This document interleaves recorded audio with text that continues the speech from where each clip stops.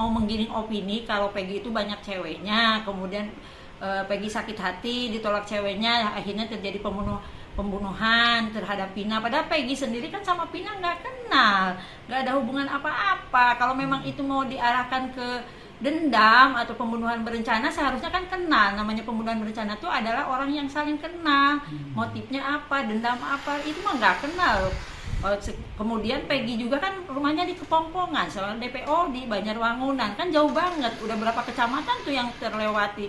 Jadi seolah-olah pihak kepolisian tuh mau memaksakan diri bahwa Peggy adalah pembunuhnya. Ini perkara bukan main-main, ancaman hukumnya hukuman mati. Jadi tolong jangan sampai membunuh orang atau menghukum orang dengan hukuman mati yang tidak bersalah. Tolong dikaji ulang seperti apa yang dikatakan oleh Reza Indragiri. Kita harus melakukan eksaminasi kembali ke titik nol biar semua terang benderang, biar semua jelas siapa pelakunya, motifnya apa.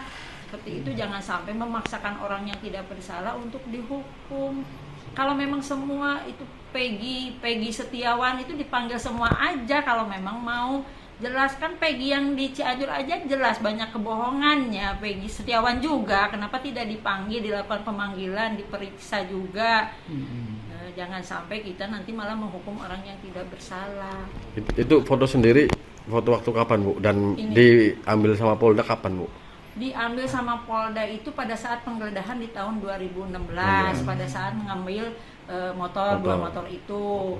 Kemudian diminta juga KTP dan juga kartu keluarga. Kalau memang saat itu pihak kepolisian memang menuduh atau menduga Peggy Setiawan atau PS itu adalah pembunuhnya, kenapa tidak ditangkap langsung? Kan ada KTP-nya, ada kartu keluarganya, ada fotonya juga jelas. Kenapa masih nunggu 8 tahun ya, kenapa tidak dilakukan pemanggilan juga, diperiksa, diklarifikasi? Kan harusnya kewajiban dari pihak kepolisian untuk mengklarifikasi. Pihak keluarga juga sampai saat ini tidak pernah mendapatkan surat pemanggilan patut itu Bu?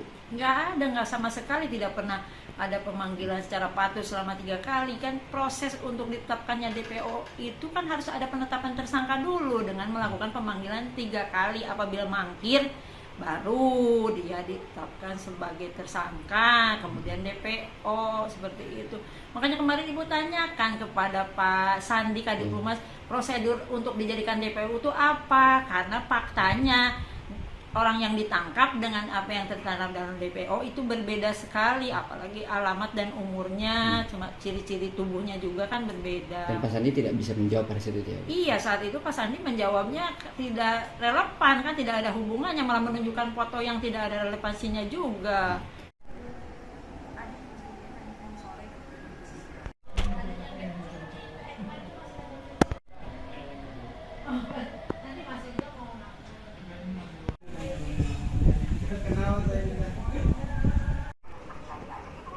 Kalau yang sekarang mah malah buru-buru. Oh iya, 25 ya. Pak RW yang gerakin kemarin soal Pak RW, saya nggak pernah percaya bahkan dulu nangis gitu.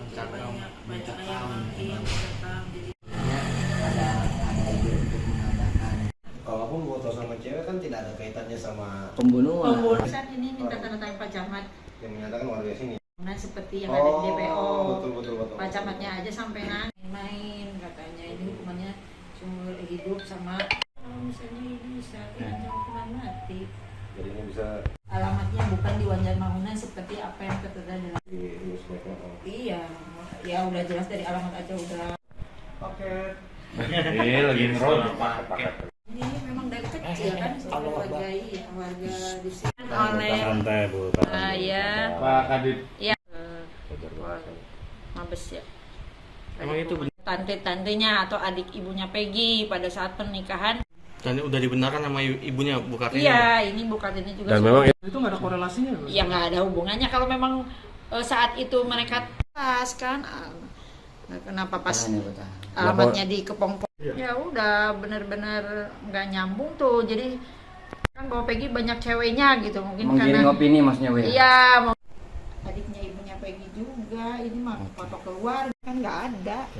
Sama sekali nggak ada korelasi Bu ya? Iya, nggak ada korelasi, cuma mau menggiring opini kalau Peggy itu banyak ceweknya, kemudian Peggy sakit hati, ditolak ceweknya, akhirnya terjadi pembunuhan terhadap Pina. Padahal Peggy sendiri kan sama Pina nggak kenal, nggak ada hubungan apa-apa. Kalau memang itu mau diarahkan ke dendam atau pembunuhan berencana, seharusnya kan kenal. Namanya pembunuhan berencana itu adalah orang yang saling kenal. Motifnya apa, dendam apa, itu mah nggak kenal. Kemudian Peggy juga kan rumahnya di Kepongpongan, soal DPO di Banjarwangunan, kan jauh banget, udah berapa kecamatan tuh yang terlewati.